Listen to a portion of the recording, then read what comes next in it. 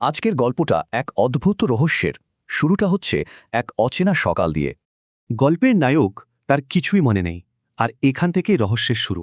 শুধু একটা জিনিসই তার আবছা মনে আছে, ঘুম ভাঙার ঠিক সময়টা।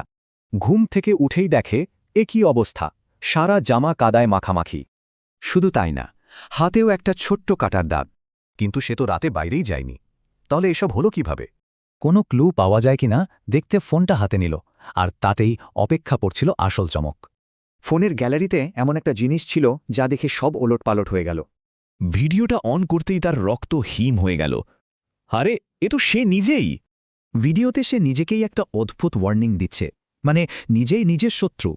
ভিডিওর টাইমটা দেখে আরও অবাক হতে হলো। ঘুম ভাঙা ঠিক 5 মিনিট আগের। এই টাইমলাইনটা তো কোনোভাবেই সম্ভব না। মাথা কাজ করা বন্ধ করে দিল।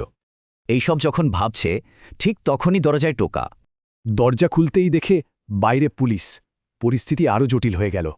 পুলিশ জানালো রাত 3টার দিকে কাছেই একটা অ্যাক্সিডেন্ট হয়েছে, আর সিসিটিভি ফুটেজে নাকি তাকেই দেখা গেছে। তাহলে টাইমলাইনটা ভাবুন একবার, অ্যাক্সিডেন্ট, ভিডিও, তারপর ঘুম ভাঙা, সব পরপর। এত কিছু একসাথে মেলাতে গিয়ে তার মাথাটাই ঘুরে গেল। কারণ একটাই কথা মাথায় ঘুরছে, ওই সময় তো সে ঘুমাচ্ছিল। তাহলে ভিডিওর ওই লোকটাকে, যে দেখতে হুবহু তার মতো?